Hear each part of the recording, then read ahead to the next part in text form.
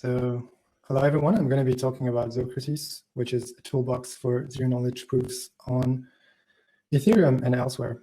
So first of all, I want to just give a bit of context. The project was started at the University of Berlin, and we now have the support of the Ethereum Foundation, which I think in this context gives us a bit different positioning to the extent that we're not building a particular Snark application on any particular system, but rather we're trying to have this toolbox that gives easy access to zkSnarks for developers. So that leads into our design principles. So there's one consequence of that approach, which is that we're maybe more conservative in terms of the proof systems that we support. So we currently support R1CS without the Plonk extensions, for example. Also, we do not develop our own backend. Instead, we reuse backends from existing implementations. When it comes to the language design, we really go for a very high-level language with very high-level constructs and abstractions. But we want these abstractions to be zero cost as much as possible. And that's why we rely on heavy use of optimizations inside the compiler. So in terms of using ZoKrates, where would you run ZoKrates? So first, in terms of the compiler part, ZoKrates is available as a CLI tool. We can also, if you want to try it out, try it in the Remix Ethereum IDE, where you can find a ZoKrates plugin. So you can play around and you can generate proofs and verify them directly in the browser and in the EVM of Remix. In terms of the schemes, so as I said, we mostly support the pre-processing snarks, such as the one used by the current version of Zcash, Graph16, and we're working on integrating Marlin as well in order to have a universal snark that doesn't require a setup for each circuit. For the proving aspect, so we rely on the libraries such as LibSnark, Bellman, and Arc. And we support a wide range of curves as well. Finally, for the verifier, so you can run your verifier in the EVM. The way to do that is to compile a program, and then you can generate a verifier, which is going to be a Solidity contract that you can then deploy to an Ethereum chain and send your proofs to for them to be verified. You can also verify those proofs in the CLI itself, as well as in JavaScript with the ZoKrates.js library. So now to go a bit more in detail in the language itself and what I meant by high-level language, I here have a piece of code which is part of our implementation of the SHA-256 hash function, completely in the language. And here, there's a lot of things happening, but I want to focus on two particular things that we added recently. So maybe some of you who are familiar with Socrates already haven't seen those features yet. The first one is relatively simple, is the fact that we now support constants. So you have this for constants value, which is part of the SHA-256 specification, and that is used here as the default value for this current variable. The second one is something that those of you who are familiar with Rust maybe saw that was added recently to Rust, is the concept of constant generics.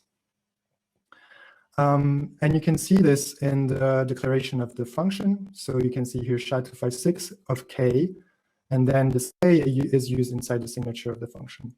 Effectively, what it means is that this function is generic over the size of the message that you want to pass to it.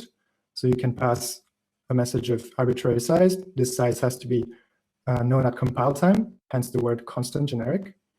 And then this is going to influence the number of SHA rounds that you are going to run in this loop below. Finally, there's one concept that I want to focus a bit more on, and that's something that Alex talked about in his presentation. That was really great that he did that. is the concept of branches in snarks, and that's something that can be really confusing for people who are not familiar with the lower level concepts behind snarks, which are arithmetic circuits, which you can think of as basically electronic circuits. So branching is confusing in snarks for two reasons. The first thing that's confusing is the cost of branching. So here in this main function, we branch depending on this variable b, and we either return the yes function or we return the no function. However, what happens behind the scenes is that both branches are first executed, and then the result of the execution is assigned to the result conditionally. What this means is that in terms of the costs and number of constraints, and the number of constraints is basically bottom line in terms of complexity of the circuit, you're not going to pay only for the branch that you're executing, you're going to pay for both branches. And that's going to be both at the setup phase and at the proof generation phase. So that's one thing that's confusing. There's a second thing that's for me even more confusing, is the concept of the behavior itself of the branching in the case where one of the branches panics. So here I'm just going to look at this little algorithm, and basically we take a Boolean b, then depending on the value of b, we go in the yes function, and in the yes function we assert that b is true. But here the condition was true anyway, so this should succeed. And basically this whole program should just return b. However, what happens is that since we compute both branches, if I run this program with the value true for b, the first branch is going to be okay, but I'm also executing the second branch. The second branch has an assert not b, but b is true, therefore this assert is going to fail. So when the input is true, this program fails. When the input is false, it also fails for the opposite reason. So you end up with a program that looks like it's the identity function, but it actually you will not be able to generate a proof that will be accepted by the verifier.